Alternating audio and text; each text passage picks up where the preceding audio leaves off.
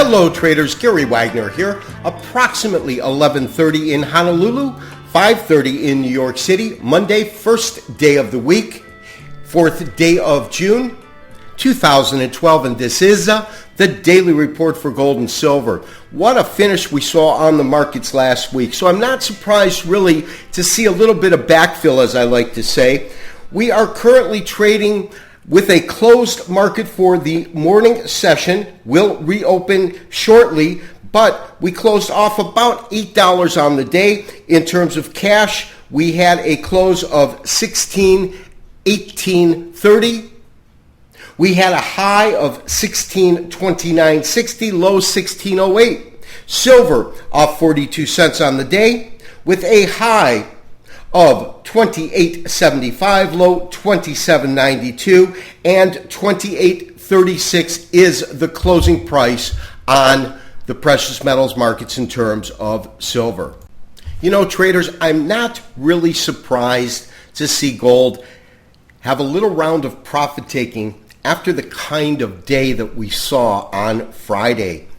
As I said, we closed down about $8, and I think as a gold bull, we still have a little bit of work to do. I'm going to look at it in a couple of different ways. The first market that I want to look at today is gold. We are currently looking at a 240-minute chart. Traders, if you recall from last week, we put up a couple of areas that I felt once we saw this market breach, we would want to be looking at these points as critical areas in terms of resistance. Once it breaks this resistance, and I should say if and when it breaks the resistance, obviously, then they will become bands of support. These were the three lines that I drew. I want to draw our attention to where we saw this market trade in, and as you can see, this has been a pocket of activity. When we take a look, for example, at the highs reached really the top of this particular band. This represents that top roughly around 1630, right in that area. You can see in terms of these Henkin bodies, they kind of fall right to this area. And when we look at this lower line, you can see that as the market retraced, it did make some lows below it, but effectively the Henkin close is right within there. Now, all I've done is simply remove the Henkin Ashi charts as a study so that we could see this in straight candlestick format. Again, traders, very, very short-term chart. I typically don't look at charts this short-term, but I did want to see and show you how we really peaked at a certain point. And you can really see that high right in here, just above 1630.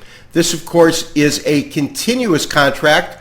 We had 1613, I believe, was closed in August gold. And you can see that it fell right within these parameters in terms of our low and our high. Our close is going to be right here. And so we're falling right in suit. Now, when I say we have some work to do, here's really what I'm talking about. There can be no doubt we took a major beating in this market in terms of a gold bull looking for a market to go up when this market breached this very, very long-term support line. And of course, this support line really goes back to about 2008, and the euro-dollar gold spread didn't break it, but this certainly did. Now, the key, I believe, is going to be that we need to, if we're going to see a return of the bull, this particular market right now has to begin to trade in and close into this channel. If it can close into this channel and then begin to trade within the channel, I think that we can comfortably say that the correction that we have been witnessing is finally over. Up until then, I still want to be very, very guarded. The other thing is we have a stop that's incredibly below where the market is sitting. Why? Because we placed that before we had that $60+ rise in the market. That's this long green candle. And because of that, my sentiment is right now that we're probably going to want to trail our stop up, and it's going to be, in terms of the area, I want to put it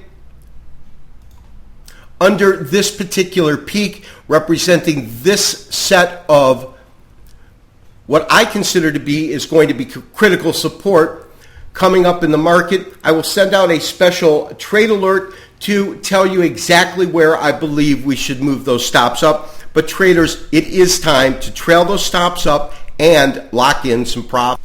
We're now looking at our weekly chart. This, of course, is spot gold, and of course it is in Henkin format, Henkin Hashi format. What do we find interesting here? We talked about this a little bit last week, but I think it's very, very clear.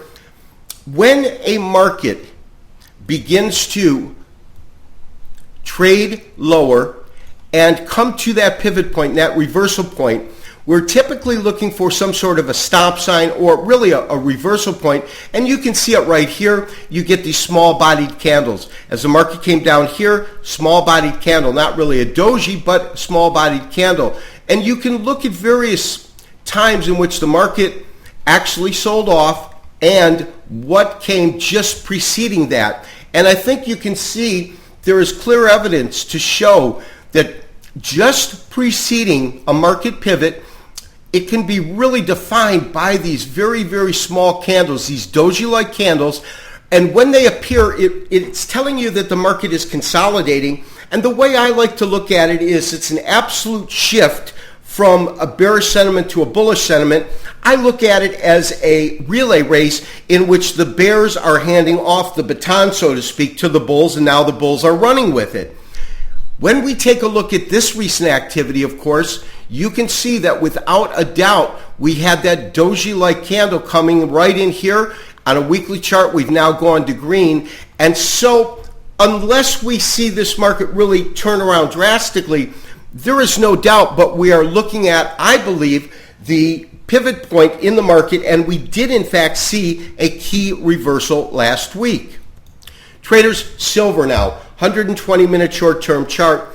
There can be no doubt silver is holding its own. It's certainly not moving up in the same way that we saw gold move up. We saw, I believe, a 4% move in gold on Friday, about a 3% move in silver. Still a real nice move when you consider the pressure that it's been under. But we've been talking about a particular scenario, and that scenario that we've been talking about is the fact that when we took a look at this downtrend, it could be characterized by a series of lower lows, and it could be characterized also by a series of lower highs.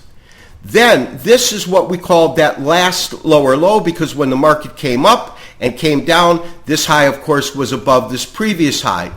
Comes up, it does not make a new high. That is of a concern to me, but it came down and it did in fact make a higher low. When this market came down again, and here's what I'm looking at, this low is absolutely, it's above the first low, it matches to the second low, but it's certainly not something that I can call a higher low above this. It's still falling within there, but we are still seeing this kind of range-bound market in that you can see this really, really strong band of resistance, set of tops here, first, second, and at least for now, we're looking at kind of a triple top as well as a triple bottom. Well, what is that saying to us?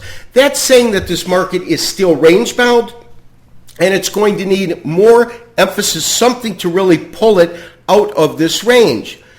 The problem is that because silver has the industrial metal component and because there is such concern about economic slowdown globally in China, in Europe, in the United States, that I believe that silver is just not going to fare as well as gold if gold, in fact, can begin to rally again.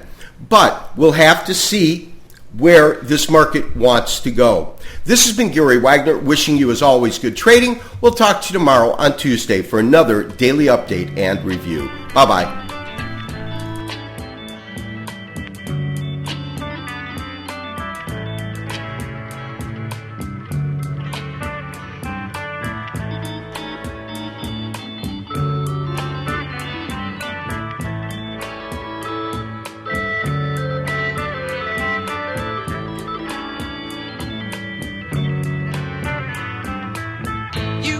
Pick up every step.